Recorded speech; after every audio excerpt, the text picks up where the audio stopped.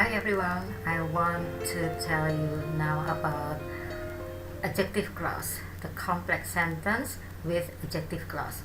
You must know about what is adjective. Adjective is a word that describes the noun. Look at this.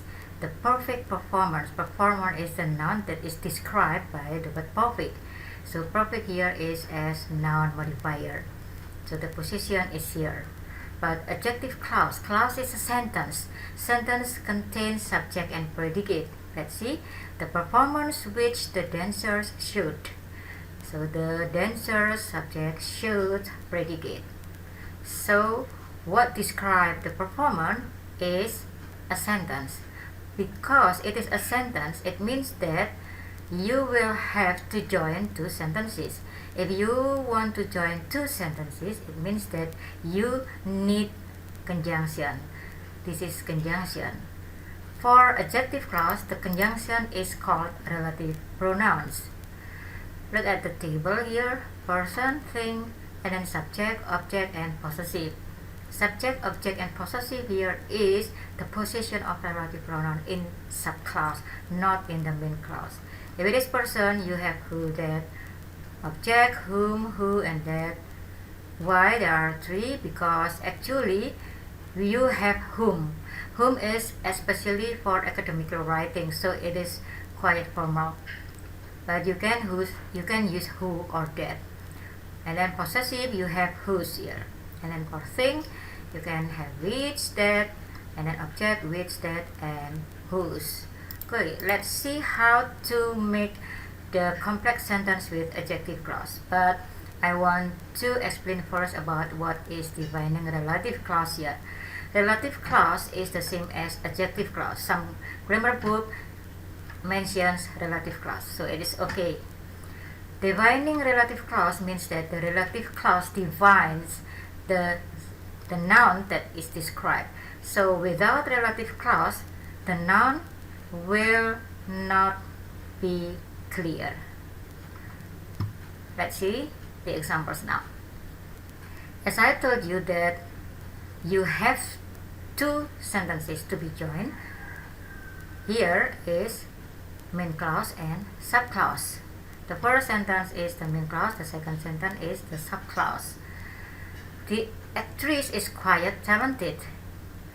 The noun that is or that will be described is the actress. And then the subclause, she always plays as the antagonist.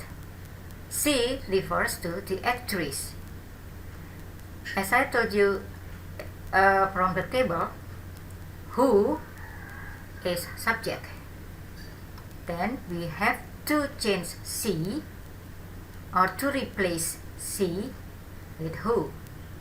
So the subclause, who always plays as the antagonist, because the noun that will be explained is the subject. We insert the subclause here. So the complex sentence is the actress who always plays as the antagonist is quite talented. Let's see the next. The movie makes many watchers cry. The movie is not person, it is thing. So we use which. It refers to the movie, still as subject.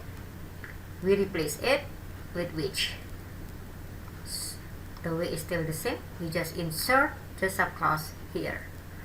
So the complex sentence is the movie, which tells about the lost children, makes many watchers cry. It is not necessary that the noun which will be described is in the position of subject. You can have the noun that is described in the position of object. For example, I like the actress. So the complex sentence will be, I like the actress who always plays as the antagonist. So it's okay, you want to explain the noun in subject or in object. But the most important, subject here refers to the relative pronoun. Of course, it relates to the subclause. And how to differentiate whether this is the main clause or the subclause in speaking, especially the relative clause, what I mean. the actress who always plays as the antagonist is quite talented. So the adjective clause is read in lower tone or lower intonation, what I mean. Okay, the next is object. Main clause. The news attracts many viewers. What will be described is the news. Subclause. Television stations use it to raise their rank. It refers to the news. Now the position of it is as object. So we replace it with which or that. Because it is here, you must move it at the front. So the complex sentence, the news which or that television station used to raise their rank attracts many viewers. Some students often forget they still have it in the complex sentence. Of course, it is wrong because it has been replaced by which. And then why it is in bracket? Because as object, the relative pronouns can be omitted. So you will have the news television station used to raise their rank attracts many viewers. That's why the way to read must be different, especially for the relative clause, what I mean. Because if it is not, you will be confused why there are two subjects here and then there are two predicates here. If you cannot find, or if you don't find the relative pronoun and then there are two nouns, so it is object. I mean relative clause in object. The next, main clause, we are looking forward to meeting the great novelist. The great novelist is the one that will be described. The subclause, the biggest bookstore in this town is going to invite him. Him refers to the great novelist. So we change him or we replace him with whom. Because it is at the back, we move it here. So the complex sentence is, we are looking forward to meeting the great novelist whom the biggest bookstore in this town is going to invite. Again, don't forget, don't write him anymore because it is replaced by whom, who or that. The next is possessive, main clause. The members of an amazing vocal group have been together for more than 17 years. So what will be explained is the members of an amazing vocal group. So actually the members. Subclause. The classical music lovers are always astonished at their performances. There is the possessive adjective, so it is replaced by whose, the possessive. Because the possession, the possession of their performances here at the object, you must move it here at the front. Actually, you can leave at here, but in formal writing, you must put at the front of whose. So the complex sentence will be, the members of an amazing vocal group at whose performances the classical music lovers are always astonished have been together for more than 17 years. This is the members. Why not just put the subclause here, inserted like in the previous video? If you put it here, the meaning will be different and the sentence will be confusing because of an amazing vocal group here is the prepositional phrase that explains the members. So you just put it here. It is okay. It seems that it's so far away. It is not directly put here, but it is okay. The next example. Main clause. The entertainment has become people's favorite for years. The subclause, its focus is preserving the local tradition. The position, still, this is possessive or this is possessive adjective and then it is replaced by whose. It refers to the entertainment. So the complex sentence is, The entertainment, whose focus is preserving the local tradition, has become people's favorite for years. Because the position is here at the front, so you don't have to move it. It is already here. So it is easier. The most important is if you use whose, the noun must follow the whose, the relative pronoun whose. You cannot separate the noun and the relative pronoun whose. Let's come to non-defining relative clause. As I told you that there are two, defining and non-defining. For non-defining, it means that the the noun that will be described has been already definite. So, relative clause is only additional information. When you don't want to have relative clause, it's okay. The meaning is still clear, especially the noun that is described is still clear. Ramayana, for which Japanese dancer stands in front of Prambanan temple, is an ancient Sanskrit epic.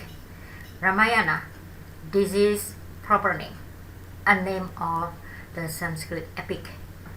His songs, which have been globally known, are used for soundtracks. It is definite, this noun is definite because of the possessive adjectives here.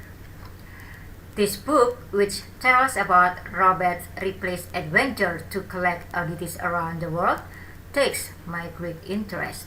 So this book, it is definite because there is this here, this, those, and that. They are determiner or they are demonstratives. And then the next is the professional pianist in my school, who often plays classical music, gets the scholarship to study abroad. Professional pianist in my school. So this is definite. If you have non-defining relative clause, it means that the noun that is described is already definite. That's why you must have comma here. You have comma here. If it is at the front, you have only one comma. If the noun is in object, the noun that is described is as object, you just have one comma, of course. There are other relative pronouns. When refers to time. I like reading the story of people's activities at a time when there was not internet. So when refers to the time. So you can have at the time, at the period, the noun must refers to time. And then the next is why, refers to reason. Parents often ask the reason why it's difficult for them to make their children responsible. It is always with the word the reason. And then the next is whereby. It is rarely used, but I want to show you that it still belongs to other relative pronouns. Refers to method or means. The government must find the method whereby the young generation can improve their competence. For when, you can actually have like this, at the time at which there was not internet, but it is rarely used. When is the common one. There is still one more, that is where.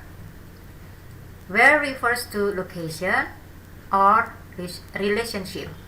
When it refers to relationship, use these words: case, condition, system, example. So this is the examples.